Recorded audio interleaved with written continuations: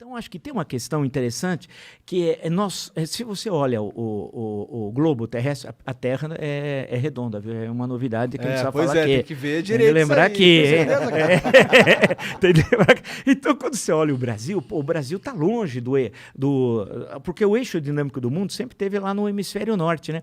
E nós estamos isolados aqui no continente, aqui no subcontinente, aqui da América do Sul. Mas teve um momento da história, esse que eu me referi anteriormente, que nós tínhamos uma presença, olha... anos 50, pega anos 50, Juscelino Kubitschek é presidente, o Brasil crescia em média de 7,5 ao ano durante o quinquênio dele, o Brasil vai ganhar pela primeira vez o Wimbledon com a Maria Esther Bueno, em 1960 ele ainda é o presidente, Éder Joffre é campeão mundial em Los Angeles de boxe, aí inaugura uma capital onde não tinha nenhuma cabana. Em 3 anos e meio você constrói uma cidade. E não é qualquer cidade. É uma cidade revolucionária, porque Brasília não tem referência nem urbanística, nem arquitetônica com nenhuma cidade da Europa do mundo ocidental. Você veja as colunas do Palácio da Alvorada, não tem as referências greco-romanas, como tem qualquer país da América ou da Europa. Aqui foi um outro mundo. Havia um otimismo tão grande que nós seríamos o país do terceiro milênio. Era o que se pensava à época. O cinema brasileiro foi o cinema novo, presença internacional, a música, a arquitetura, a literatura, nos esportes, o Brasil era moda. E onde a gente se perdeu? Aí, essa é a grande pergunta. Onde é que nós nos perdemos? Quando chega os anos 80, aquele modelo de crescimento durante a ditadura militar, o Brasil cresceu muito. Teve todos os horrores políticos, eu escrevi já sobre isso, tem um monte de coisa, mas tem o lado econômico, o Brasil nunca cresceu tanto como naquele período. Então, se você pega 1968, o pessoal fala que o milagre econômico é até 73, quando vem a primeira crise do petróleo. Mas é maior, é até 78. Então, de 68 a 78, o Brasil cresce a taxas altíssimas. E é aquele deslocamento campo-cidade, as cidades crescem também muito rápido, o país se industrializa. O Brasil foi, em 1980, era o maior parque industrial do hemisfério sul. A indústria representava 30% do PIB. Sabe quanto ela representa hoje? 9%. É uma loucura, né? Então, era um país... A gente retrocedeu. Retrocedeu, nós demos grandes saltos para trás. Aí nos perdemos com a crise da dívida externa em 82, porque o Brasil se endividou e parte da dívida do Brasil não era juro fixo, era juro móvel. No governo Carter, os Estados Unidos meteu o pé pelas mãos economicamente e a inflação foi de 2 dígitos, o que anual, o que para os padrões americanos é uma coisa altíssima. E a taxa de juros também subiu. Então, e aí teve 2 choques de petróleo, 73 e em 79, quando o preço do petróleo aumentou muito e o Brasil importava 2/3 do que consumia. Na época, a Petrobras só conseguia produzir 1/3. E então, o Brasil ficou... Bem, nós tivemos tentativa. Os postos de gasolina fechavam sábado e domingo, porque tinha de racionar, né? Aí queriam inventar um negócio chamado Simoneta, que era um papelzinho que a gente chegava e entregava. Teve todas aquelas tentativas de resolver o problema. Mas veio a crise, aí o Brasil não conseguiu pagar. Tanto que em 82, o México estourou e o Brasil era o maior devedor. E não tinha condições de honrar a dívida, nem pagar os juros e amortizações, quanto mais o principal. Aí nós começamos a tropeçar economicamente, aí veio os planos de estabilização, o Cruzado 1, Plano Bresser, Plano Verão, Plano Collor 1, Plano Collor 2. Né? Muitos planos. Tudo fracassando. No Cruzado se congelou preços, salários e mercadorias, preços de produtos. Você Todo mundo sabe que isso não funciona. Mas na época foi um sucesso. O primeiro mês, deu certo no primeiro mês. Foi assim, olha, porque a inflação era muito alta, então de uma hora para outra os preços pararam de subir. E como o pobre é que paga a conta da inflação, porque o salário dele não é corrigido, e os preços eram corrigidos. Aí, a popularidade do Sarney foi nas alturas e tal. E teve cenas as mais grotescas, teve fiscal do Sarney, que ele inventou uma categoria chamada fiscal do Sarney. Qualquer um de nós podemos fiscalizar uma tabela, porque os preços tinham tabela, independente de onde fosse. Então, um Guaraná, em qualquer lugar ele tinha que custar R$1,50. Não importa se fosse no hotel mais chique ou no boteco da esquina. É absurdo, porque você tem os custos da empresa, isso não existe. Mas aí foi um sucesso. Parece uma tática do Talibã, né? Não, era uma coisa de tentar, porque se queria resolver o problema da inflação. O que aconteceu? Não só não resolveu, como a inflação foi subindo. Nós chegamos a ter inflação de 1.700% ao ano. É que vocês não viram e muitos, os que viram, esqueceram. Nós chegamos na primeira quinzena de março de 1990 a ter 84% de inflação em 15 dias. Era aquela história que você precisava pedir 2 chopps, porque se você pedisse agora, meia hora depois estava mais caro. Porque 84% em uma quinzena é uma loucura. Eu lembro de um comercial da Casa e Vídeo, dizendo que poderia comprar a prazo e era apenas 50% de juros. Não, porque nós chegamos para a inflação, era uma loucura. Então, aí todos esses planos fracassaram e a inflação não parava de subir, a economia tropeçava, né? Mas mesmo assim as empresas funcionavam, o que mostra que o empreendedor brasileiro é nota 10. Porque você imaginou como é que você ia comprar do teu fornecedor, se a inflação a mensal muitas vezes era de 50%, você comprava aqui, mas na hora que você ia vender, já o preço já tinha subido. Então, você tinha dificuldades assim de controle de estoque, era uma coisa assim tenebrosa. Aí veio o governo Itamar Franco, que ninguém lembra, foi o melhor presidente dos últimos 50 anos do Brasil, o Itamar, durante 2 anos e meio, que ele era vice. Transição, inclusive. Período de transição, aí vem o Plano Real.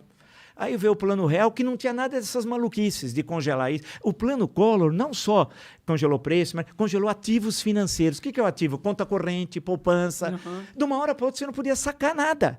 Você precisava pagar o salário dos funcionários da tua empresa. Não tem jeito, você não conseguia pagar. Foi uma loucura. E o que tinha de tão especial no Plano Real? Aí o Plano Real, aí que é uma grande sacada econômica, né? Porque basicamente não só, mas fundamentalmente o André Lara Rezende e o Pércio Arida e tal. Eles já estavam com essa proposta desde o ano da década anterior, chegaram até a publicar em livros e tal. O que eles vão fazer? O problema da inflação é a moeda perder valor.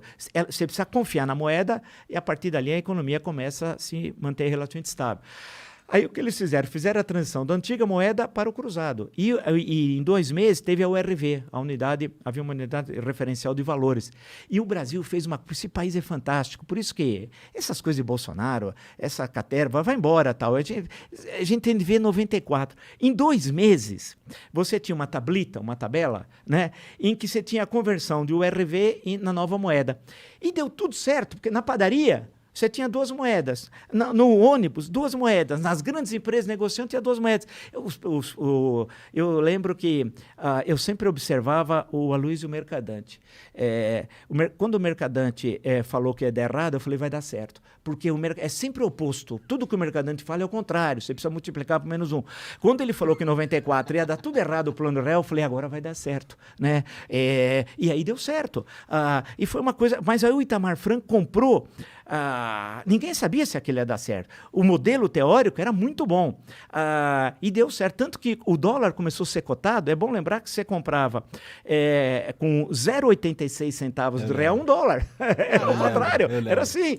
E conseguiu organizar a economia de uma tal forma e a moeda passou a ter valor, que nós não tínhamos, porque a gente não sabia. E aquilo foi uma coisa fantástica. Não tinha reeleição à época, a reeleição é em 1997, mas o Itamar Franco, que o Itamar tem aquele jeito, não era marqueteiro. O político precisa ser marqueteiro. Você não precisa só fazer bem, ser um bom presidente, você precisa mostrar que faz bem. Isso é essencial. É aquela história, não basta ser honesto, mas ele parecer honesto. É um negócio complicado. E o Itamar conseguiu, ele teve vários ministros da Fazenda, vale lembrar, né? O último foi o Ciro Gomes, que ficou como ministro da Fazenda, já no segundo semestre de 1994. Ele foi um bom ministro da Fazenda? Foi, porque naquele momento era a implantação do Plano Real e ele substituiu, houve um problema com o Rubens e Cooper. Aí ele substituiu, conseguiu segurar, porque ninguém estava acostumado aos preços não subir. Porque era uma coisa já inata. O sujeito recebia a coisa na loja, já pegava aquela maquininha, já era, né? Aí, estabilizou. E aí a inflação foi caindo, voltando a níveis aceitáveis, né? E aí isso garantiu que o Fernando Henrique fosse presidente da República. O Fernando Henrique deve levantar as mãos aos céus a 2 coisas. Um ao Plano Real e outra a coragem do Itamar Franco. Porque o Fernando Henrique era ministro das Relações Exteriores. Não era da Fazenda, quando veio o Plano Real, antes de vir, estava chegando o Plano Real. Aí o Itamar... Houve um problema com o ministro da Fazenda, o Itamar, ele queria substituir e pensou no Fernando Henrique. Ligou para ele estava em viagem internacional, nesse momento estava em Nova York, que ele era ministro das Relações Exteriores. Falou, olha, Fernando Henrique, eu queria te consultar, tal. Ele falou, não, eu não quero, não aceito, em hipótese nenhuma, ser ministro da Fazenda, tal. E o Itamar falou, mas aí tem um problema. Ele falou, qual? Já está no Diário Oficial, cara. Já saiu. Você não é mais ministro das Relações Exteriores. Você vai chegar aqui, você viajou, ministro das Relações Exteriores, você volta ministro da Fazenda. E aí começou a implantação do Plano Real, do qual, politicamente, ele acabou hiper favorecido, né? Tendo em vista que hoje, né? ele tinha dificuldade de ser, ele era senador, de ser reeleito deputado federal. Ele sabia que o Senado ele não tinha chance em 94. Tanto que no final de 83, ele falou, você é candidato a deputado federal, tal, aí veio o Plano Real, caiu no colo dele. A história é assim, a história é surpreendente, né? E aí ele em junho de 94, o Lula estava em primeiro disparado, né? E aí lança a candidatura dele e ele ganha no primeiro turno. E em 98, ganhou outra vez no primeiro turno, as 2 vezes do Lula. Mas fez um governo que, de um lado, teve essa estabilização em relação à inflação, mas foi muito pouco ativo no campo do desenvolvimento econômico. O Brasil cresceu muito pouco. Claro que ele teve crises internacionais, teve a crise da Rússia, a crise asiática, problemas complicados que a moeda nossa aqui teve de ser desvalorizada, teve momentos complicados de crises internacionais e o Brasil não tinha reservas monetárias suficientes para segurar ataque especulativo da moeda. Hoje o Brasil tem uma reserva imensa, que vem, inclusive, ainda desde os governos do PT. Então, você consegue assegurar caso tenha um ataque especulativo. Naquele momento não tinha. E aí ele termina o segundo governo melancolicamente, né, em 2002. Né? Se você for dar uma olhada no governo de 2002, até no Ministério, pega o segundo semestre, eu nem lembro os nomes, eu pego os nomes e falo, mas quem é esse cara? Né? Foi muito ruim. E aí vem as eleições de 2002 e o Brasil passa a seguir um outro caminho. Mas, finalmente, nós conseguimos vencer a inflação, que parecia que era impossível de vencê-la. Agora, claro que foi uma tremenda vitória, mas aí o país parou de crescer, o Brasil precisa crescer, né? E nós temos todas as condições.